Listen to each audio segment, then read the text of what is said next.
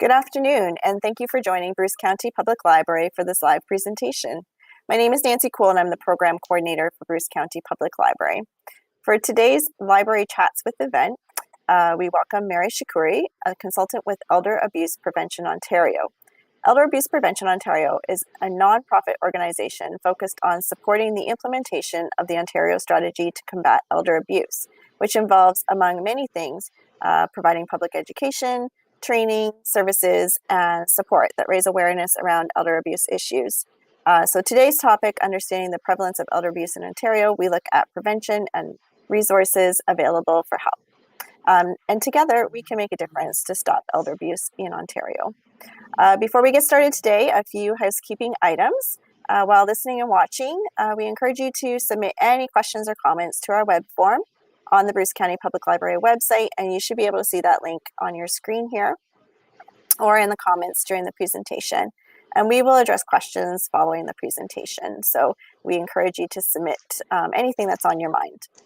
You may wish to take this opportunity to grab a pen and a piece of paper to jot down any programs and resources that are of interest to you. And if you don't get a chance to watch live today, this presentation will be recorded and posted here on the library's YouTube channel in our special guests playlist. And you will find the recording there so you can watch it later and share it with friends and family. And if you haven't already, remember to subscribe to our YouTube channel to keep up to date with all our live presentations. And we're adding more and more all the time. Following the presentation, we encourage you to fill in our short evaluation form. Seriously, it only takes like 2 minutes. Your feedback and stories help show the value and what the library does in our communities. So I'm going to introduce Mary. Mary has been working in health and wellness sectors for the last 15 years with a focus on seniors and health safety. She graduated from York University with a specialized honors BA in sociology and most recently completed her studies in gerontology through Queen's University. Her passion and commitment to caring for Canadian seniors' rights has led her to her role with Elder Abuse Prevention Ontario, where her mission is to see our province continue to be a safe place for our seniors to live, be heard, and be free from elder abuse. Welcome, Mary. Great. Thank you, Nancy. Thank you, everybody, for joining us today. My name is Mary Shakuri, and I'm with Elder Abuse Prevention Ontario. And for the next 45 minutes to an hour, we're going to take you through a presentation on understanding a little bit about the prevalence of elder abuse, not only in Canada, but here in Ontario, and being able to helpfully recognize and respond to elder abuse. So our mission at Elder Abuse Prevention Ontario, very similar to my personal mission, is to have an Ontario where all our seniors are free from abuse. All seniors have a strong voice. They feel safe and respected in the province they live in. Building that requires raising awareness, delivering education, and training sessions. We also work collaboratively with like-minded organizations and assisting with service coordination and advocacy in the community. So again, as Nancy had mentioned, we are a non-for-profit charitable organization that was established in 2002 as Elder Abuse Prevention for Elder Abuse Ontario. We are funded from the Ontario government under the Ministry of Seniors and Accessibility. And EAPO, for short form, is mandated to support the implementation of Ontario's strategy to combat elder abuse. So looking at some of the 3 areas that we work in and how we do this is by coordinating and working with community services. So very much like we're doing today, by strengthening communities across the province, building partnerships, helping to promote information, sharing and supporting our efforts to combat elder abuse. Working with our frontline staff. And here's where we always want to say a big thank you to the amazing frontline staff, not only during this pandemic, but every day that they are out there taking care of our seniors across Ontario, from our paramedics, our police staff, our nursing hospital staff, PSW staff. These are our frontline workers who we help with specialized training to help identify the different areas of elder abuse and helping them respond as they see it in their day-to-day work life. Public awareness and education. So, prior to the pandemic, being able to come out face to face in many different areas and arenas, working with our seniors directly and providing information and awareness. Now, we've gone completely online. And of course, the goal and hope is once we are out of this pandemic to be back in the public eye and working face to face with our seniors. Of course, our website, our e tools, conferences, in service training, all a list of the things we do are all available through our Elder Abuse Prevention Ontario website page. So, some of the learning objectives we'd like to go through today is to help you understand the types and signs and behaviors of what elder abuse looks like and sometimes can feel like to an older adult. To understand the prevalence of elder abuse among older adults, helping recognize the dynamics of power and control in relationships of older adults and elder abuse, and looking at the risk factors and complexities in the various types of elder abuse and that what will look like. Looking to become knowledgeable in the assessment, intervention, and then the response to what elder abuse will look like. Gaining an appreciation for the need for the interdisciplinary approaches and collaborations to assist victims of elder abuse, and of course, to help you understand and navigate the ranges of services that are available to older adults through all the different locations in Ontario and what's available for our older adults. We like to begin by defining the meaning of elder abuse through the World Health Organization. Elder abuse is a single or repeated act or lack of appropriate action occurring within any relationship where there is an expectation of trust which causes harm or distress to an older person. I always just take a moment here to help everyone look at that, have a read through to understand how that encompasses elder abuse around the world. So, unlike random acts of violence or exploitation, elder abuse usually consists of repetitive instances of misconduct. We begin by looking at the last study that was done. So, here we go back to 2014 to 2015, where we did a sample of older adults across Canada. So, as we clearly can see, we're definitely going 6 years now that we are looking to continue that study and do a much larger reach out to our older adults across Canada and understand what reported elder abuse looks like across the country. At the time when this study was conducted, the prevalence of the study brought us to look at 8.2% of older adults reporting. And again, that's only reported elder abuse throughout Canada. So the numbers do look quite low, which really at the time made us feel we are doing a good job. On the flip side of that, we look at saying, because these are only reported numbers, we know it's probably 3, 4. We've even been told up to 5 times less because elder abuse is so underreported. And we'll speak a little bit about that, why it's underreported and some of the barriers that our older adults feel when they cannot report the abuse that's happening to them.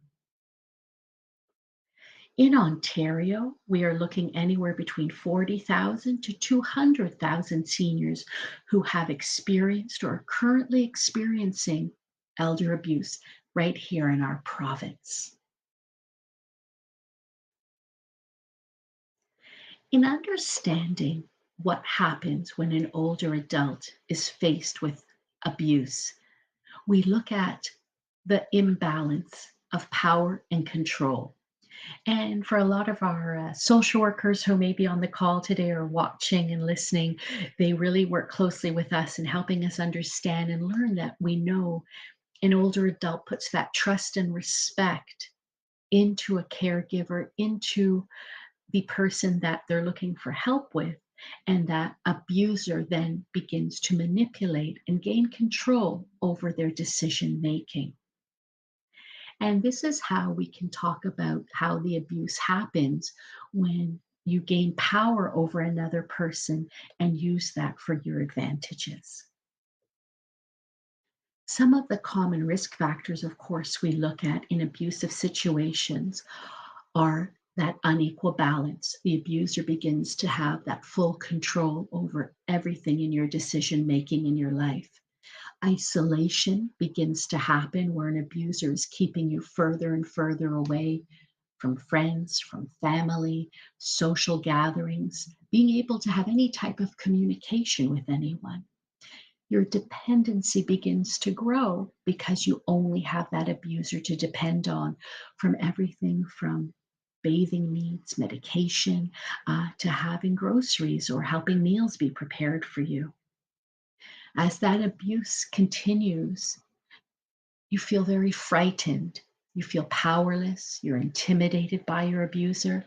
Abusers, of course, are known to humiliate and coerce you into feeling that imbalance of power and control. As relationships can become more dependent, that power and imbalance, of course, can only heighten. And we talk and look at, of course, between the older adult and their families, or perhaps their caregivers, where you need to rely on them for life necessities. And this is where it can complicate a situation because that dependency is needed on them. And they've taken that trust you've put in them and used it for abusive situations. The increase of prevalence of Canadians living with dementia, functional impairments, or poverty is placing older adults in a much more vulnerable situation and could allow them to become victims of abuse or neglect. The risk factors that we look at in a family, if there has been family history of abuse, perhaps throughout a relationship for the last 20, 30, 40, sometimes even 50 years, it can only continue.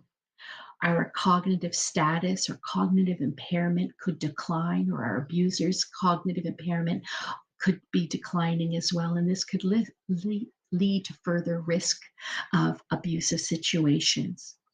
Caregiver burnout, frailty of an older adult, that dependence and isolation of what we've talked about, and of course, finances. Looking at financial abuse becoming the number one elder abuse dilemma we are looking at right around the world, where even Forbes magazine has called it the crime of the 21st century.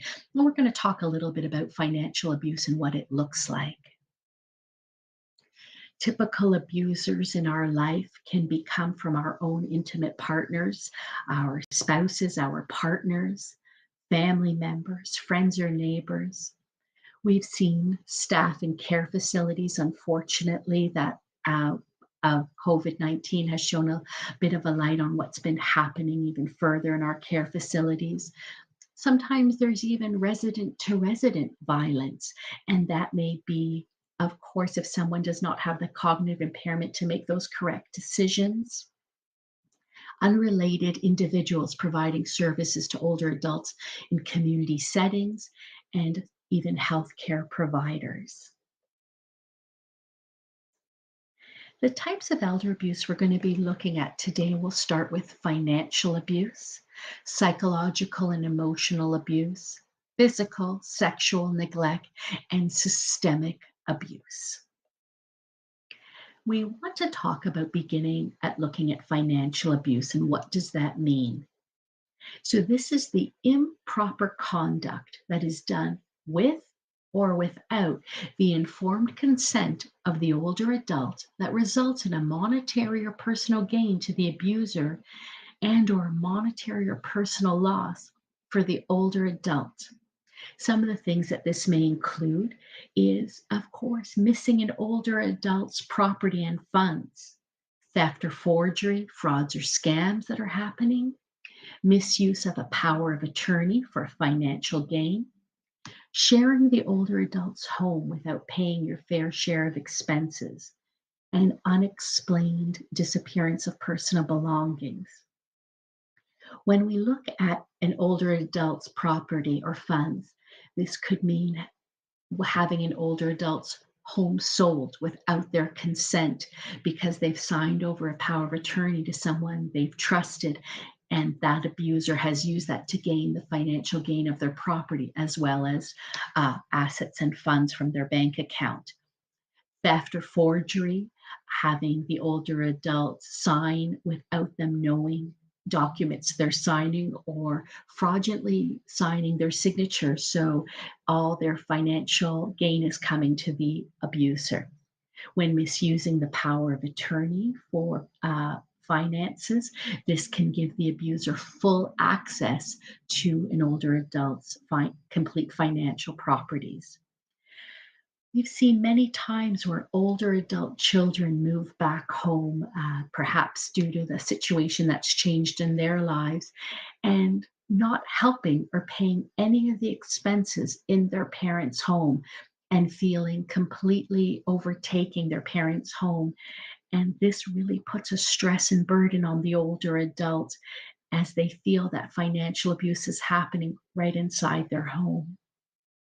Disappearance of personal belongings that have gone missing. This can happen in their own home or even in a long-term care or retirement home setting. Many adults, older adults, have disclosed to us that pressure that they felt from older adult children telling them they need to sell their home. You don't need it, mom or dad. It's too big. You don't go up and down those stairs, so why do you need the house? But this is an older adult's decision for if and when they want to sell the home without having to feel that pressure from anyone in the family, that nobody should put that pressure on them to sell their home, only when they see fit. And talking to them about signing legal documents if they don't understand, not to feel pressured by anyone into signing anything until they perhaps have had time to read it, or ask for a second or third opinion from someone else they trust. That pressure to be giving money to relatives or to caregivers. Well, we hear, Mom, Dad, you know what? You've got extra money. Just if you could lend it to me, or I'll pay you back. Don't worry. I need it now. And that pressure, sometimes as far as an abuser is even saying, if you don't help me with the money, you're not going to see your grandkids, or I'm not going to take you out anymore. This is where that psychological and emotional abuse plays into the added layer with the financial abuse. Large sums of money can go missing from an older adult's bank account. Again, as we talked about those suspicious or forged documents that their abuser has signed. Sometimes older adults get into debt and they don't even know what's happened because their abuser has told them, I'll take over the banking. You don't need to worry. Let me look after everything. And by the time an older adult has had the chance to go to the bank or perhaps go online and look at their financial statement, they realize the money has been completely withdrawn from their account. When someone denies you access to your control or finances, such as looking at your credit card statement, your checking statements, or your online banking, this is a red flag to say, why are they doing this? If they're helping you with your bank accounts, if they're helping with online banking, there should be no reason you should be denied access to looking at your financial portfolio. So we always tell everyone, you have every right to look at what's happening in your bank statement. With living status, having somebody perhaps move into the home, an older adult child or a caregiver, if personal belongings have gone missing, that notice of eviction has showed up, or discontinuation of utilities because the bills haven't been paid. The older adult then becomes unable to pay for the bills or even be able to pay for food, rent or mortgage or property taxes. Has the standard of living changed in the home because the senior is now being unable to see their income or assets and no money is being put in to help with upkeeping the home? That isolation that an abuser may place on you from friends or family, Misuse, again, as we talk about with the power of attorney, now having the power of attorney for health and wellness, refusing an older adult to perhaps move into a long-term care location or retirement home because the financial gain for the abuser to keep somebody at home gives them more power. Once they move into a long-term care or retirement home, that abuser will no longer have that lifestyle that they've become accustomed to. So they're only keeping an older adult home because it benefits them, but not thinking of the health and wellness of the older adult. And an older adult may become nervous or worried when discussing money because they know something is happening. So when talking to other friends or family members, they're showing these signs of being nervous because they don't want the abuse to come out of what's happening financially to them. Emotional abuse to an older adult can be very painful, by name calling, being ridiculed, being insulted, being bullied by their abuser, neglect, such basic things that you take for granted, where we have seen older adults being locked inside their bedroom for hours, not given proper bathing or toiletry, and not even being able to have a phone in the room to call for help. Controlling an older adult by not allowing them to have any type of socialization or going to any social gatherings. Threats of violence and abandonment, and being blamed for everything. An abuser will always show through emotional abuse that they are blaming you because it's never their fault, it's always your fault. And when we look continuing with emotional abuse, it's also can lead to the consequences with other forms of abuse that can lead to physical and even sexual abuse. Now, these are very distinct, different forms of abuse, but as the emotional abuse can gain and become either further instilled to the older adult, physical and sexual abuse can then tend to unfortunately happen in the life of an older adult. The signs that an older adult may display to us that they are being at the hands of abuse are, of course, if they're showing signs of fear or discomfort, becoming nervous around friends or family, even around their caregivers or PSWs coming in to tend to them, they notice that change in their behavior. They become very withdrawn from family, lack in wanting to have any contact or be involved in any social gatherings. You see that they have unexplained feelings of helplessness, hopelessness, feelings of anxiety or low self esteem. They can have very heightened levels of agitation and can become upset quite quickly. They become very reluctant to talk openly, and they may wait for a caregiver to respond for questions for them that they may not want to respond to because of the fear of having to disclose what's happening. A caregiver may then become to appear very tired or stressed, and they can become very excessively concerned or unconcerned about the older adult, blaming the older adult for acts such as incontinence, which is very painful, and shaming them. The behavior may become aggressive and treating an older adult in a very childlike and dehumanizing way. The caregiver themselves may have a history of substance abuse or abusing others. A very telltale sign is when they don't want the older adult to be interviewed alone. So they're hovering over them because, of course, they don't want the abuse to come out and be disclosed. And they can respond very defensively, sometimes very hostile or very evasive, again, to hide the signs of abuse that have been happening in the home. We look at physical abuse as an act of violence, rough handling that may cause an older adult to result in a physical injury. We have looked at physical assault, which is hitting, shoving, slapping, rough handling of an older adult, being pushed, being pulled, kicking, beating, or twisting, shaking an older adult, pulling hair, biting, pinching, even spitting is physical abuse. Having someone use of constraints from the wrists, from the ankles, and physical abuse is also constituted as even over medicating or withholding medications. Even giving expired medications is not only part of physical abuse, but neglect and emotional abuse that's happening to our older adults.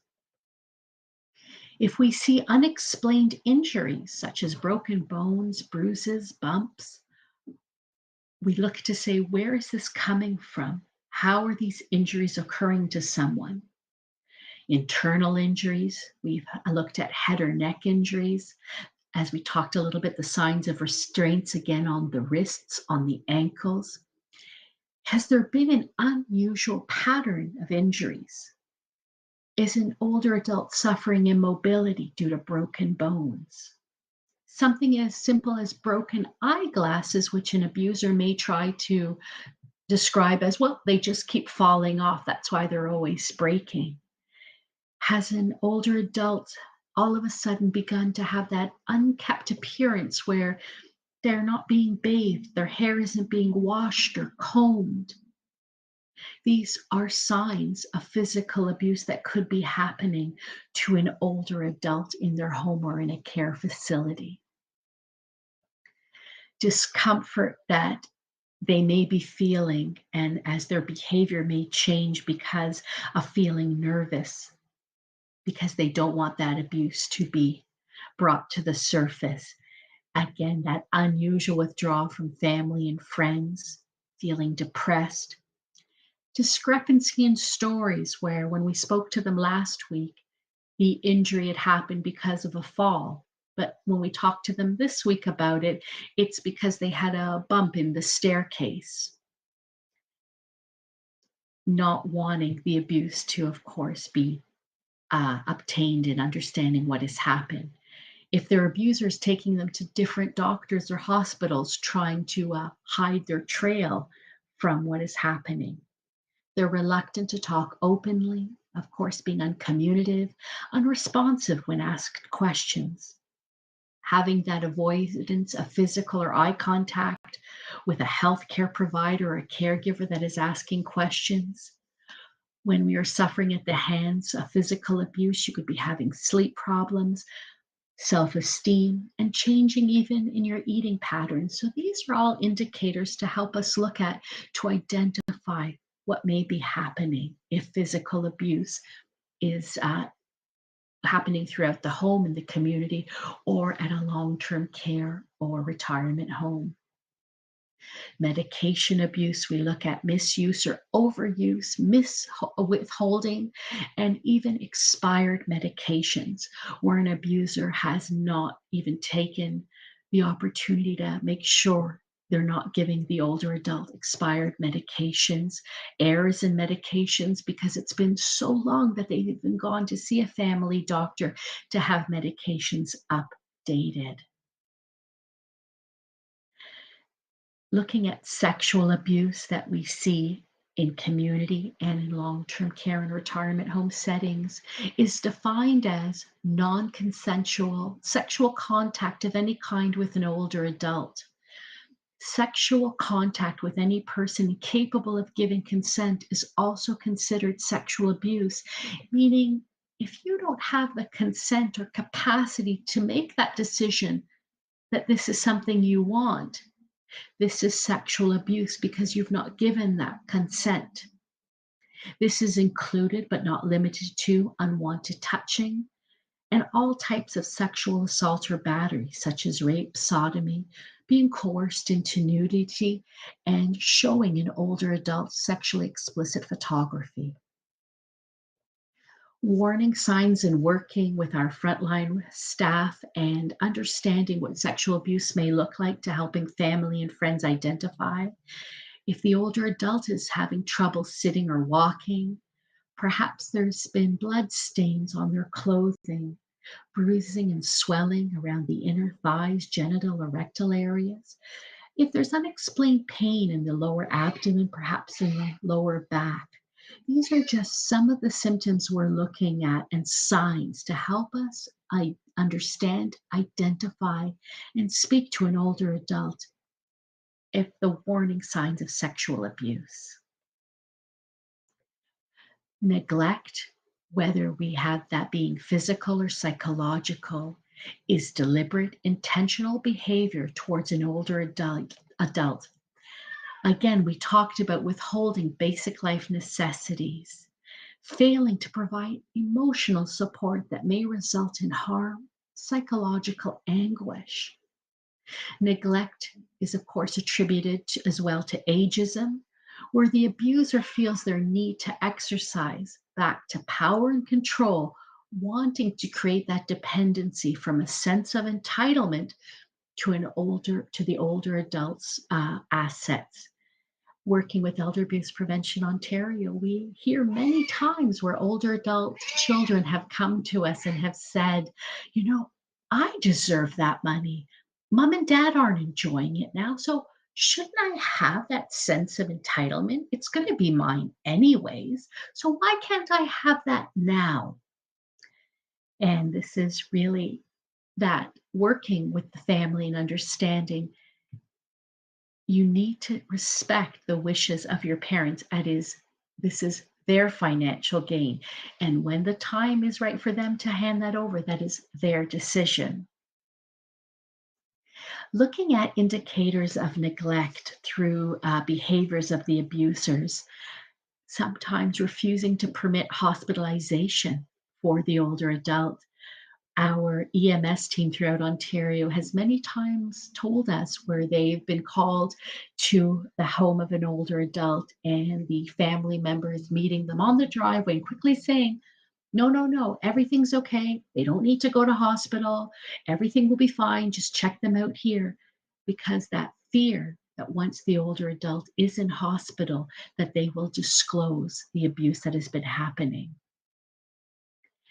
And not speaking to the healthcare provider because they don't want that to come to light, what has been happening. They can become very impatient with the staff at the hospitals. They also seem always to appear perhaps fatigued or stressed. And the blaming for the older adult. If there's incontinence, if there's wandering, that it's the older adult's fault and never their fault. We talked about treating a senior like a child or a non-person, and the behavior of the abuser by, again, not making that eye contact, be it facial, physical, or verbal contact when speaking to a healthcare provider. Ageism plays a large role in how we view our seniors and making assumptions about somebody simply because of their age.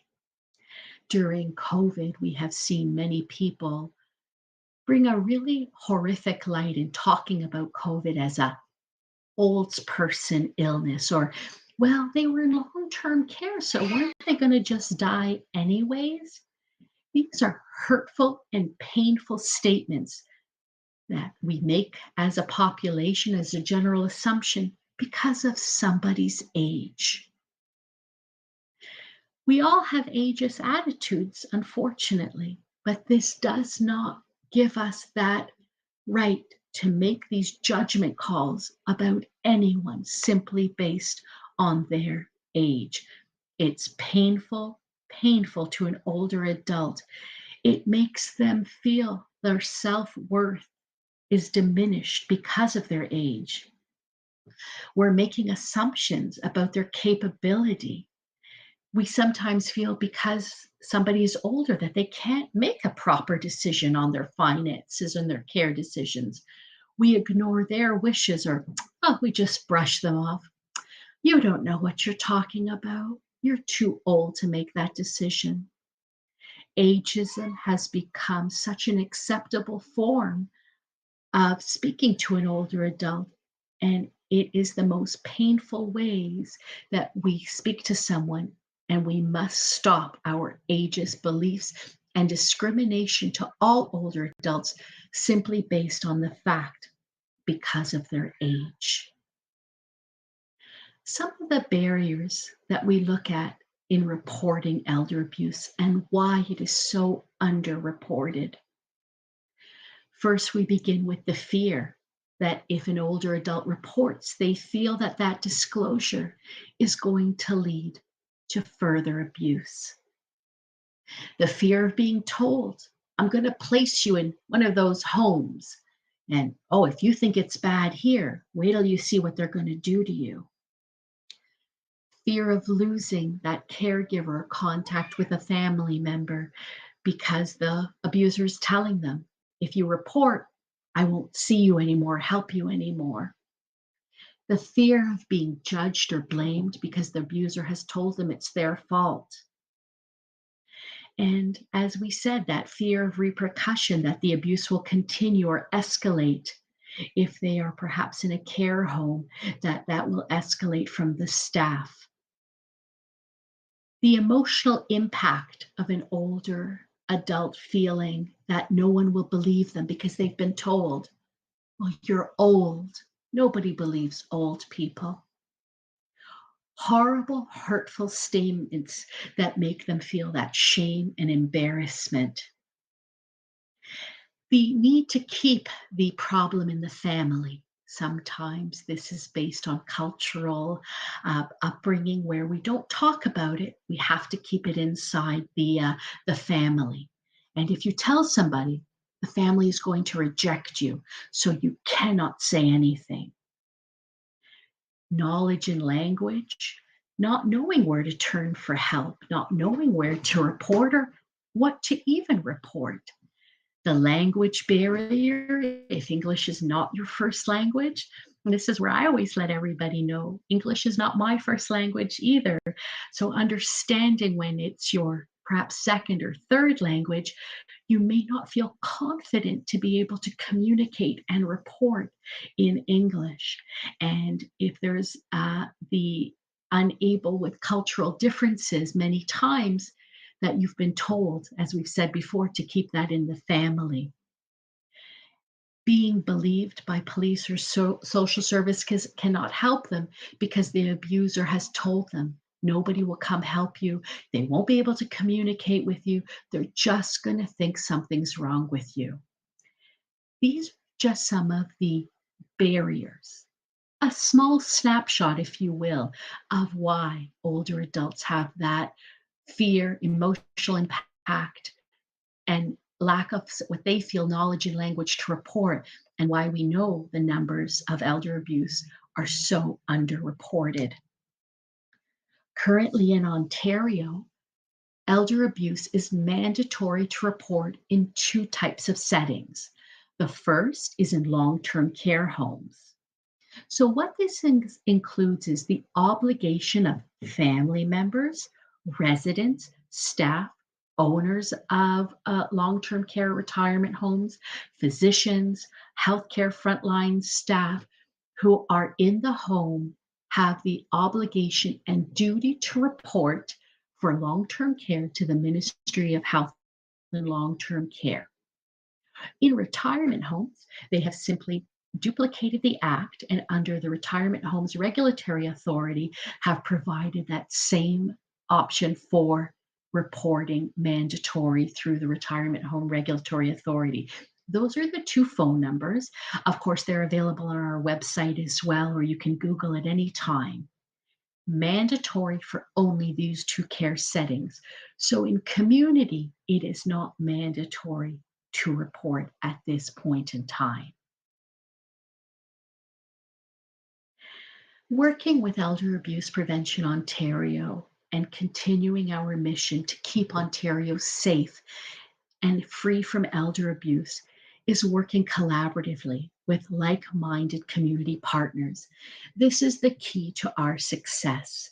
So what this means is all stakeholders across the province in all care settings, in all different community settings to work together collaboratively to keep elder abuse top of mind, no longer for it to be, as we said before, the elephant in the room, to speak about this, to involve our seniors, and to make sure they have a strong voice, that they are heard in understanding and preventing elder abuse before it can happen.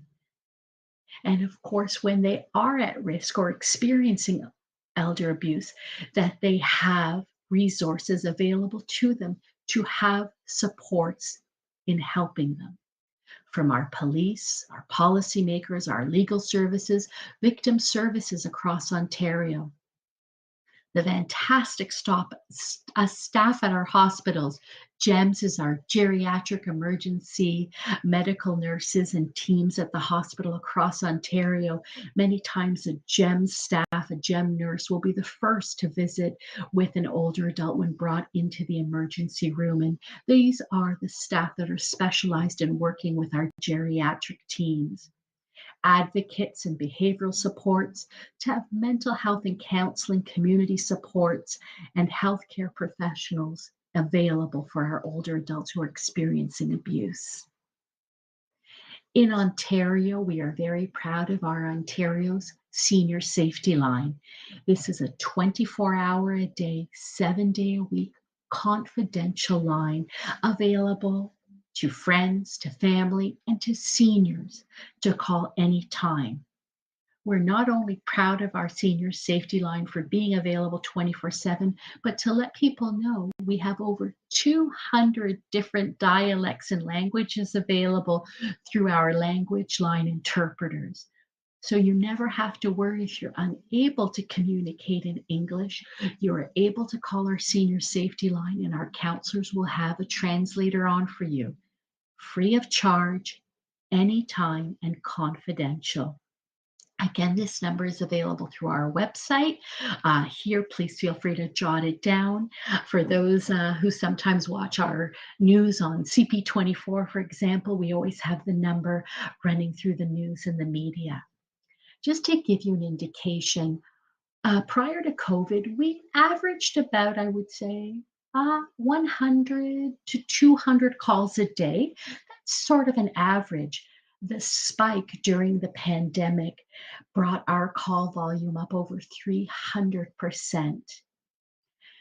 Some of this, of course, was due to escalated elder abuse that was happening because of isolation in the home. Sometimes the calls were just for seniors who were so lonely, just wanted to meet and talk to somebody, and our counselors were there and available to speak to them. Also, the media can speak quite quickly, as you know, on TV, and it may be difficult for seniors to understand and navigate what was happening. So many times our senior safety line became that safe place to call, to be able to speak to a counselor and have the translation for them. So some of the things that our counselors are there and providing. And so we are so proud to work with our senior safety line, our partners through the Domestic Assaulted Women's Helpline, and know we are here any time of day, any time of night for you.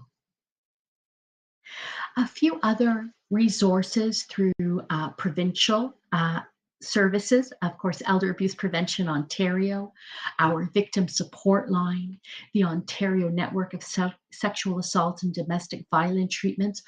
All these sites, websites, telephone numbers, of course, available through Elder Abuse Prevention Ontario's website.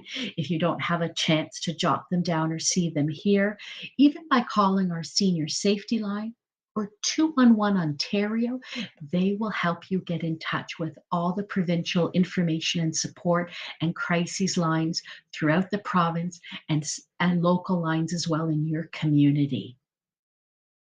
Alzheimer's Society of Ontario, a very proud partner in working with Elder Abuse Prevention Ontario, our great friends at the local health integrated network, home and community care, providing support throughout Ontario, Rainbow Health Ontario, as well as Talking for Healing, supports for male survivors of sexual abuse, the Ontario Rape Crisis Coalition, just a few of the provincial supports that are available. ACE is one of the supports for legal help that we always want to highlight throughout Ontario, helping seniors with free legal advice. They are available to speak to seniors and will offer a 30-minute consultation and help you understand what your rights are legally, not only for elder abuse situations, but for any situation older adult may be feeling. They can speak to a lawyer in Ontario through the Advocacy Centre for the Elderly. And the Seniors Crime Stoppers line. So this is Crime Stoppers for seniors who want to report crimes or crimes that you feel are happening directed to a seniors. Ontario Crime Stoppers at 222-TIPS. And you can speak to it again, confidentially reporting. Regional Senior Support Officers. These are police officers in different locations through different police detachments working specifically with seniors. And so when calling your local police department, you can ask to speak to the Senior Support Officer. We talked about reporting through long-term care and retirement homes and the Office of the Public Guardian and Trustee. If there's a case of financial abuse where someone you know and feel doesn't have the capacity to be able to make decisions for their finances, and perhaps they don't have a friend or family member able to help them, the public guardian and trustee office could take over their finances to ensure bills are being paid for rent, for food, versus having a a power of attorney misuse their funds. The Consent and Capacity Board, if needing to have an assessment done for financial, for health and wellness as well. So as you can see, there's so many resources in abundance to go through, but feel free to connect with us for any resources you may need through our elder abuse prevention website. You can tweet at us. We are on Facebook. We are on LinkedIn. And of course, 211 Ontario is always available to have information on resources that you may need for elder abuse and provincial legal resources as well. I'm going to open it up to see if we have any time for questions. And of course, sometimes people don't want to ask during an open forum. So by all means, feel free to contact me directly. I'm available at Central West at eapo.ca. That email will come directly to me. This is my cell number as well that you can call me, text me. And if you feel you'd like to talk about a situation or by any means, feel free to call our senior safety line at any time. So I'll just leave that up for another moment if you need to jot down my number or my email. And I'll now turn it back over to Nancy and we can open up for hopefully any questions or comments that we welcome. Thank you so much. Great. Thank you, Mary. That was a wonderful presentation. And yeah, I had my pen and paper going here beside me as well while you were talking. There was so many resources and so much information that you gave us today, and it was just fantastic. So I was blown away in particular by the statistic that you gave us about the average calls that you had during the day before COVID as opposed to during COVID. Just blew my mind. It was just, there's such a huge increase in the volume that you're handling. So, and then I'm not sure if you mentioned this before, but you were talking about the calls. You have different people speaking different languages, handling the calls and that sort of thing. Are your call centers staffed by employees or volunteers of the program? So they are employees through the Domestic Women's Helpline, and they are all certified counselors that are working through the elder abuse phone and senior safety line. Great. Awesome. Yeah, and I mean, they must just be swamped. They are. As you were saying, that's an incredible statistic. I do have a question here submitted through the web form for you, Mary. Wonderful. It says, "Hi, Mary. I've thought in the past that it was possible that seniors I knew were at risk of abuse. Are there types of elder abuse that you find are harder to spot and need more pointed attention from family or caregivers? And just a comment that excellent presentation, very informative. Thank you. Thank you so much. Most definitely, I would say almost every form of elder abuse can be very difficult to spot because the older adult does not want to be shamed into reporting or has been told so many times that if you report, this is what is going to happen to you.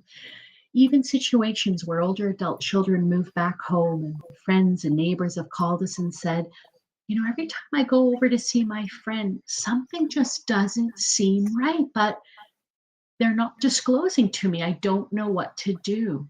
Mm, So we talk about gaining trust.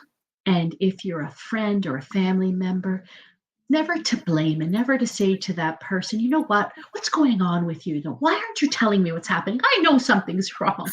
Because we tend to want to hover and take care of them because that's, for the most part, good people. That's our nature.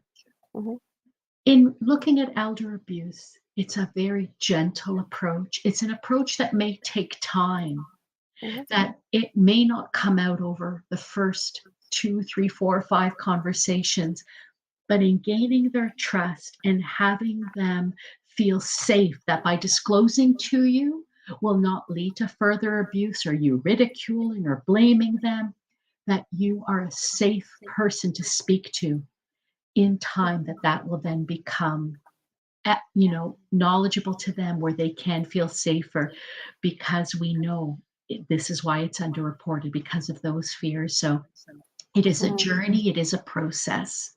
mhm, mhm. And you talked too about how hard it is to speak out because there could be Yes, certain threats implied if they do speak out, right? definitely. Mm, And this mhm, is why that barrier is there, where an abuser will say, if you say anything, I won't bathe you today. I won't mhm, feed you today. Or you know mhm. what? I'm going to lock you in your room even longer today. Yeah. Or So, withholding visits with the grandkids, like you of course, mentioned. Yeah. something is so painful to an older adult. That is the light of their life, what they Yeah. cherish. And the abuser can use that because Mhm, they may want to gain the home or finances from the older adult. So they're using things that an older adult loves and cherishes so much against them. mhm. Yeah. Yeah. No, for sure. Um, I had a question out of curiosity. Now I know this is an Ontario program, and Yes, you mentioned 211 as a resource as yes. well, which I'm glad you did. And actually, on our County of Bruce website, we have a direct link to resources on 211 that are specifically Grey and Bruce County. So thanks for mentioning that. Wonderful. But I just wanted to know, are there similar programs run in other provinces? So there are similar programs, and of course, not as unfortunately strong as I'd like to say as Elder Abuse Prevention Ontario. So Mhm, Ontario is leading the way. We are also looking at putting together a pan Canadian strategy to responding to elder abuse and working with every province to have their own provincial level of elder abuse prevention, and of course each community to have community settings because people feel very safe more reporting within their communities. And the goal, the mission is to mandate the federal government to put in place an elder abuse prevention strategy right across Canada, where we'll have the resources and the funding and the conversations where no matter where you are, east to west, north to mhm. south, in this amazing country of ours, that there will be resources for you no matter where you live. So that is part of the strategy we're looking at as we continue the pan Canadian elder abuse strategy across the country. Yeah, great. Yeah, it would be fantastic to have equitable service across the country Yes, for sure. our Yeah, seniors deserve it.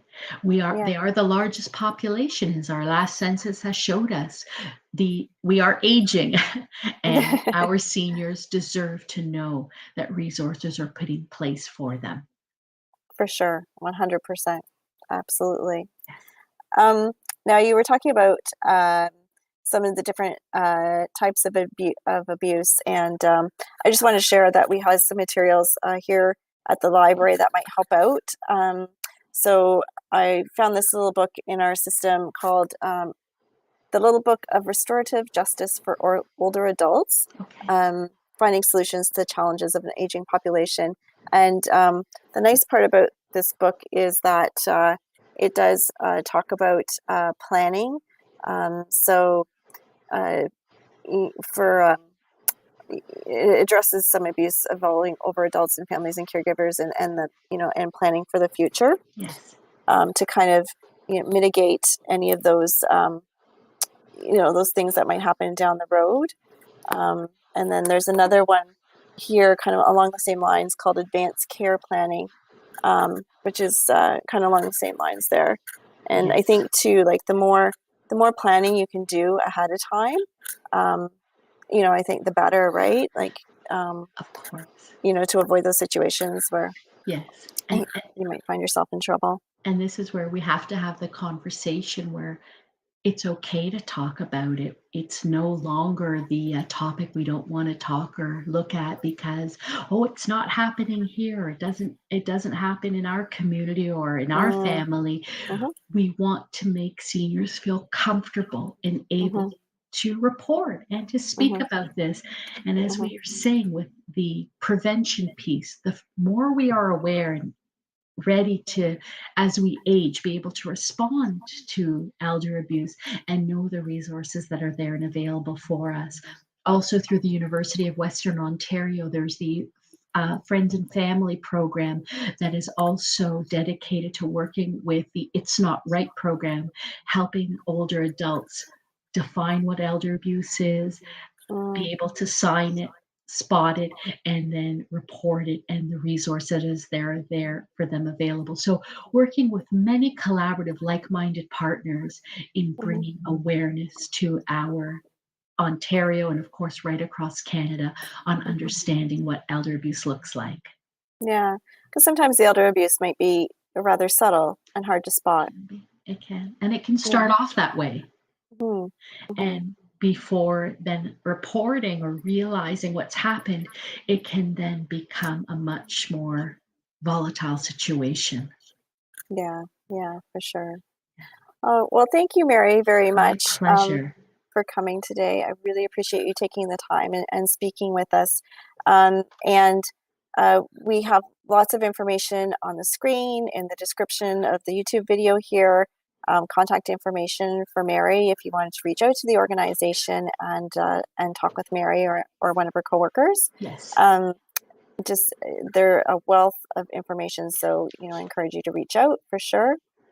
Um, so thank you very much. I also want to thank our digital services coordinator for looking after all our technical details today. He's Thank you. waving at me across the room, getting himself a big pat on the back. Also for our communications coordinator for setting up our live YouTube event and checking for comments and that sort of thing too. So thanks for that and making sure we all sound and look good. Yes, of course. Just a reminder to everybody watching today to subscribe to our library YouTube channel, where you can find more live and recorded presentations. We have stories for children, activities you can do at home, and also a reminder that your Bruce County Public Library membership is free, so you don't have a card. Stop by and pick one up as our branches are now open, so our staff will be happy to help hook you up with a card. And check our website as well for some upcoming virtual programs, like learning about starting pollinator gardens is coming up in April. We have a composting session coming up in April, the Big Library Read Book Club, and for our spring break, we're doing an online mini Comic-Con for the youngsters, so that'll be fun too. Our next Library Talks with is on YouTube with Matthew from McGregor Park, and he's going to talk to us about Ontario Provincial Park Services, and we'll talk about the new Park Pass lending program partnership that we have going on between library and provincial parks, and that's on April 13th at 2 o'clock in the afternoon. So thanks again to Mary today for coming and sharing your information with us, and I hope everybody found it very, very valuable. I know that I did. And have a